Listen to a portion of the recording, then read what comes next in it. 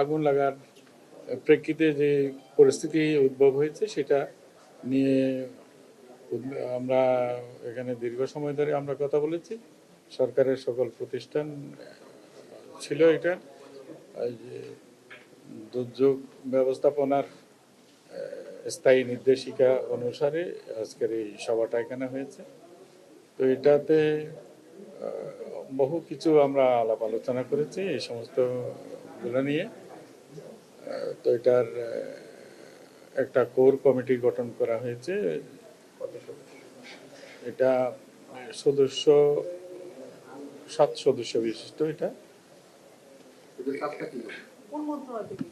এটা স্বরাষ্ট্র সচিবের নেতৃত্বে, স্বরাষ্ট্র সচিবের নেতৃত্বে প্রতিবেদন দেবে কত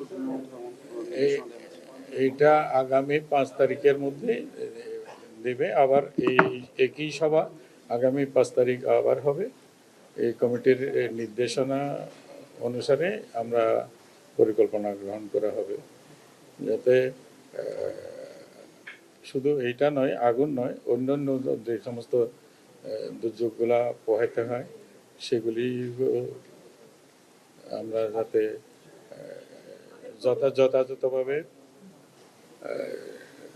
আমরা ব্যবস্থা গ্রহণ করা যায়। এই কমিটি সার্বিক পরিস্থিতি পর্যবেক্ষণ করে একটা রিপোর্ট দেবে। কত দিনের মধ্যে স্যার? এটা 5 তারিখের মধ্যে। 5 নভেম্বর।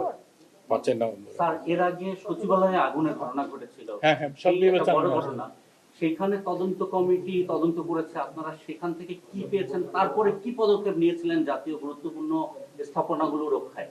এই বিষয়টাও আজকে এখানে উল্লেখ হয়েছে। সেখানে কিছু কিছু কাজ হয়েছে, কিছু কিছু কাজ হয়নি। কেন হয়নি সেটারও জবাবদিহি চাওয়া হয়েছে তাদের কাছ থেকে। তো এরা সেটাও এবং অন্য আর বহু বিষয় আছে যে বিভিন্ন স্থাপনাগুলোতে এই ধরনের অগ্নি নির্বাপনের ব্যবস্থা আছে কিন্তু কার্যকর নাই। এমনি আছে, কার্যকর নাই। সেগুলি কেন কার্যকর নাই সেটাও জানতে চাওয়া হচ্ছে সবার কাছ থেকে। এখানে কোনো নাশকতার বিষয় দেখছেন কিনা? এই অগ্নিকাণ্ডের ঘটনাগুলো আসলে একের পর এক ঘটনা ঘটছে। নাশকতা বা দেশি বিদেশি কোনো ষড়যন্ত্র আছে বলে মনে করেন? না, এটা না জানা পর্যন্ত, তদন্ত কমিটির রিপোর্ট না দেওয়া পর্যন্ত তো আমরা কিছু বলতে পারছি না। ঘটনায় গাফিলতি কার ছিল, মানে কাদের কাছে জানতে চেয়েছেন? এটা স্বরাষ্ট্র সচিবের নেতৃত্বেই কমিটিটা তখনও হয়েছিল।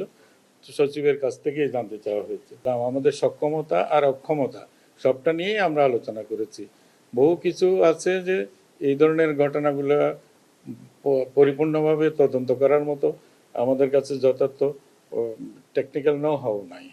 তো এইগুলি সম্পর্কে আমাদের সীমাবদ্ধতাও আমরা পর্যালোচনা করেছি।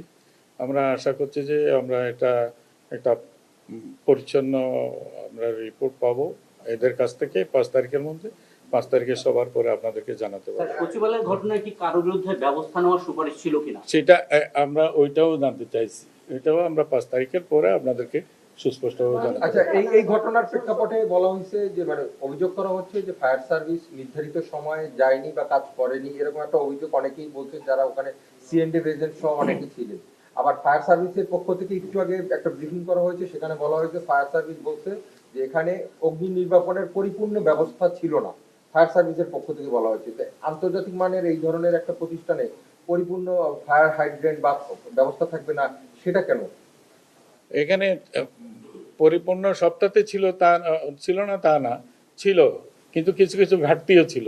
আমার এখানে সিভিল এভিয়েশনের চেয়ারম্যান মহোদয় আছেন, এই ব্যাপারে উনি আরও ভালো করে আপনাদেরকে বলতে পারবেন। তো সেটা সিভিল এভিয়েশনের নিজস্ব ফায়ার সিস্টেম তো ছিল, এখানে ইউনিট ছিল, তারাও কাজ করেছে, কিন্তু তাদের এটা পর্যাপ্ত ছিল না, হয় এই কারণে এটা সম্ভব হয়নি। আমরা সব কিছু তদন্ত করে জানতে চাচ্ছি যে কোথায় এটাকে আরও দ্রুত, আরও আগে কিভাবে আগুনকে নিয়ন্ত্রণ করা যেত কিংবা নিভানো যেত, সেটা নিয়ে আমরা চিন্তা করছি, ভাবছি। যাতে আমরা রিপোর্টটা পেলে আমরা বুঝতে পারবো।